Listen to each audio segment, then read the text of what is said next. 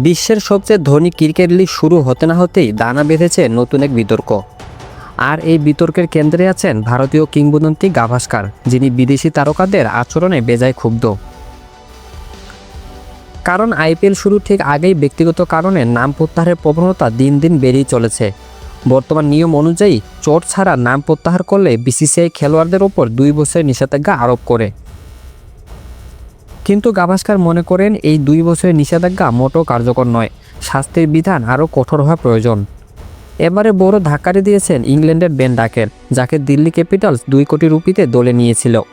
হুট করে ব্যক্তিগত কারণ ও টেস্ট ক্রিকেটে মনোযোগে অজুহাতে আইপিএল থেকে সরে দাঁড়িয়েছেন এই ইংলিশ ব্যাটার। ডাকেটের উপর বিরল বিরক্তি প্রকাশ করেছেন গাভাস্কার। তিনি টেস্টের অজুহাতকে স্রেফ লোক দেখানো মনে করেন। গাভাস্কারের দাবি, দ্য 100 টুর্নামেন্টে ভালো পারিশ্রমিক পাওয়ায় হয়তো ডাকেট আইপিএলকে অবহেলা করেছেন। গত মৌসুমে এমনই কাণ্ড ঘটিয়েছিলেন হ্যারি ব্রুক। 6 কোটি টাকার বেশি মূল্যে বিক্রি হয়েও তিনি টুর্নামেন্ট খেলেননি।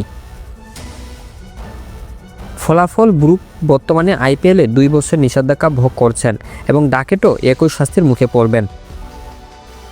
সবচেয়ে বড় বিপদে পড়েছে দিল্লি ফ্র্যাঞ্চাইজি। ডাকেটকে হারিয়ে তারা এখন অসহায় বোধ করছেন। আইপিএলের 19তম আসরে দিল্লি ডাকআউটে এখন বাধ্য হয়ে মাত্র 24 জনের স্কোয়াড নিয়ে পরিকল্পনা সাজাতে হচ্ছে। গাভাস্কার প্রশ্ন তুলেছেন, খেলোয়াড়দের এমন খামখেয়ালিপনায় ফ্র্যাঞ্চাইজিগুলোর বিনিয়োগ আর পরিকল্পনার যে ক্ষতি হচ্ছে তা কে পুষিয়ে দেবে?